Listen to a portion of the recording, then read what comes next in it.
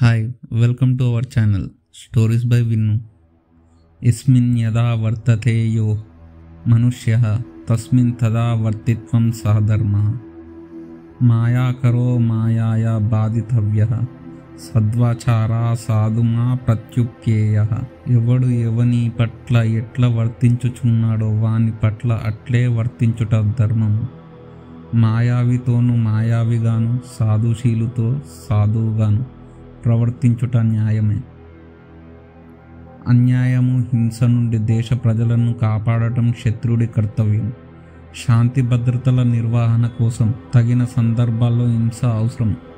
అందుకే అతను శత్రు రాజ్యాల సైన్యాన్ని ఓడించి రాజ్యాన్ని ధర్మబద్ధంగా పరిపాలించడానికి తోడ్పడాలి.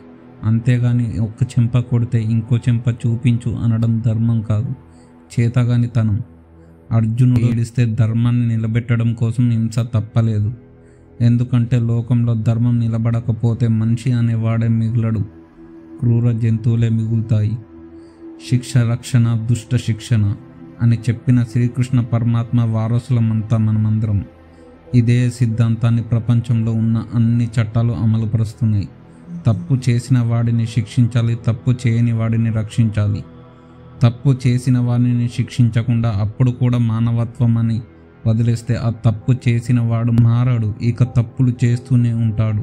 ఆ తప్పుల వల్ల ధర్మంగా బతికే వాళ్ళ జీవితాలు నాశనం అవుతాయి. ఎవడు త్రాగి డ్రైవింగ్ చేస్తే, అసలు తాగే అలవాటు లేని వాడిని గుద్ది చంపేస్తే ఎవరిది తప్పంటారు?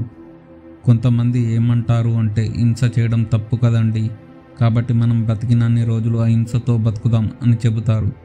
అలా అయితే మన భారతదేశ బార్డర్లో ఉన్న ఆర్మీ ఆఫీసర్లు కూడా అహింసను పాటిస్తామంటే దేశంలో ఉన్న అహింసవాదులు ప్రశాంతంగా బతకలేరు. ఉగ్రవాదులు విపరీతంగా పెరిగిపోతారు, దేశం దోచుకోబడుతుంది, ఎందరో ప్రాణాలు కూడా కోల్పోవాల్సి వస్తుంది. కాబట్టి అన్ని పరిస్థితులు అహింస గొప్పది కాదు, కొన్ని పరిస్థితుల్లో హింసనే గొప్పది. ఛత్రపతి శివాజీ కూడా హింస పాపమని అనుకుంటే యుద్ధం చేసేవారే కాదు. మనం ఇప్పుడు హిందువులుగా ఉండేవాళ్ళం కాదు. అలాగే మహాభారతంలో శ్రీకృష్ణుడు కూడా అర్జునుడికి యుద్ధం చేయమని చెప్పేవాడే కాదు. అసలు హిందూ దేవీ దేవతలు చేతులలో ఆయుధాలు ఉండేదే ధర్మం కోసం యుద్ధం చేయమని. అలా యుద్ధం చేయబట్టే హిందువులకు ఇప్పుడున్న భారతదేశమైన మిగిలింది. లేదంటే హిందువులకు హిందూ మహాసముద్రమే దిక్కు.